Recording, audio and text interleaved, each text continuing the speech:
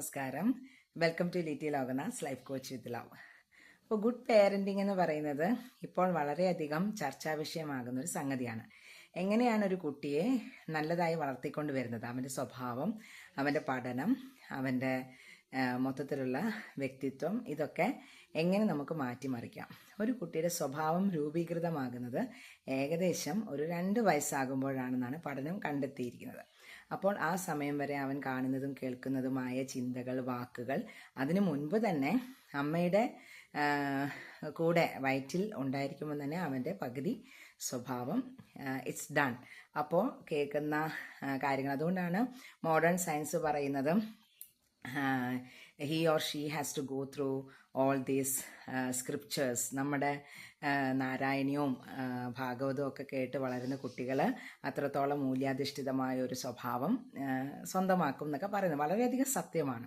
അപ്പോൾ അത് കഴിഞ്ഞിട്ട് പിന്നീട് നമ്മുടെ ഈ ലോകത്തേക്ക് വരുന്ന കുട്ടി വളരെ ഇന്നസെൻ്റ് ആയൊരു കുട്ടിയാണ്. ആ കുട്ടിയിലേക്ക് പിന്നീടുള്ള ലോകമാണ് ആവശ്യമില്ലാത്തതൊക്കെ കടത്തിവിടുന്നത്. അതിനു മുമ്പ് നമുക്ക് അമ്മമാർക്ക് ചെയ്യാൻ പറ്റുന്ന എന്താണെന്നുള്ള കുറച്ച് കാര്യങ്ങൾ ഉണ്ട്. അപ്പോൾ നിങ്ങളുടെ കുട്ടി പഠനത്തിൽ വളരെ മികച്ചതാകണം എന്നുണ്ടെങ്കിൽ എന്ത് ചെയ്യുക, നിങ്ങളും പഠിച്ചുകൊണ്ടേയിരിക്കുക.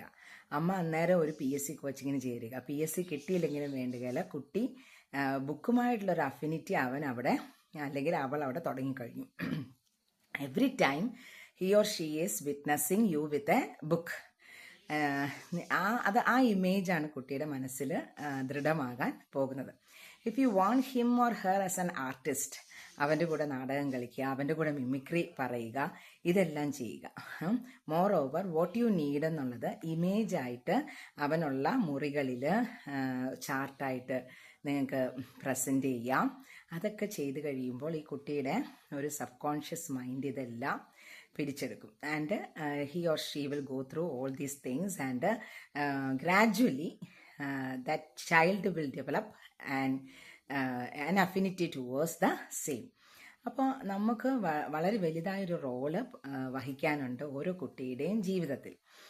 അപ്പോൾ വളരെയധികം ശ്രദ്ധിക്കേണ്ട കാര്യം, ഇനി പേരൻസിന് നമുക്ക് എന്താ പറയുക, we are unique, so we are different. അപ്പോൾ നമുക്ക് നമ്മുടെ ഒപ്പീനിയൻസും ഡിഫറെൻ്റ് ആകും. Normally we will be having some quarrels, അല്ലേ, ചെറിയ സൗന്ദര്യപ്പിണക്കങ്ങളൊക്കെ ഉണ്ടാവും. അപ്പോൾ അതൊന്നും കുട്ടിയുടെ മുന്നിലേക്ക് എത്തിക്കാതിരിക്കുക. Like I have said earlier, കുട്ടിയുടെ മനസ്സ് എന്ന് പറയുന്നത് ഒരു വെള്ള സ്ലേറ്റ് പോലെയാണ്. അതിൽ ചെറുപ്പത്തിൽ എഴുതുന്ന കാര്യങ്ങൾ പിന്നീട് ഒരിക്കലും അവൻ മറക്കില്ല. അപ്പോൾ നമ്മുടെ സൗന്ദര്യപ്പിണക്കങ്ങൾ അവനിലേക്ക് അല്ലെങ്കിൽ അവളിലേക്ക് കൊണ്ടുവരാതിരിക്കുക. And make him or her perform well in every stage fright. ഞാൻ എൻ്റെ മോനിൽ നിന്നാണ് സ്റ്റേജ് ഫ്രൈറ്റ് ഇല്ലാതെ മുന്നോട്ട് പോകാൻ പഠിച്ചത്. അപ്പോൾ അവനെ അതിനേക്ക് തയ്യാറാക്കുക.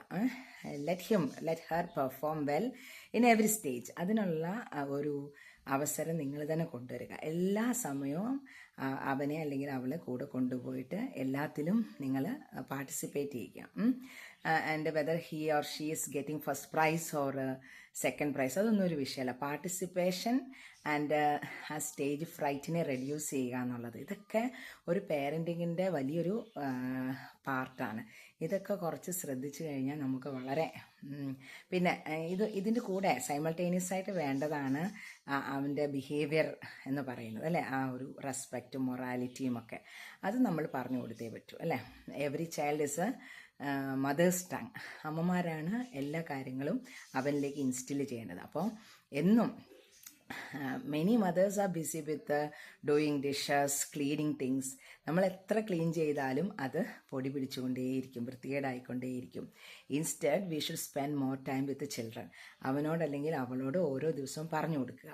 What is the need of morality, what is the need of saying truth, and say about the karma also. It's like a boomerang and it will come back as good if you are doing good, and if you are doing bad it will come back. ഇതൊക്കെ പറഞ്ഞ് കൊടുത്ത് നമ്മുടെ നാവിലൂടെ ആ കുട്ടി വളർന്നു കഴിഞ്ഞാൽ അവനെപ്പോലെ അവൻ നാടിനും വീടിനുമൊക്കെ ഗുണം ചെയ്യുന്ന നല്ലൊരു വ്യക്തിയായി തീരുമെന്നുള്ളത് യാതൊരു സംശയവുമില്ല. അപ്പോൾ ഒന്ന് ശ്രദ്ധിച്ചു നോക്കൂ. Thank you so much.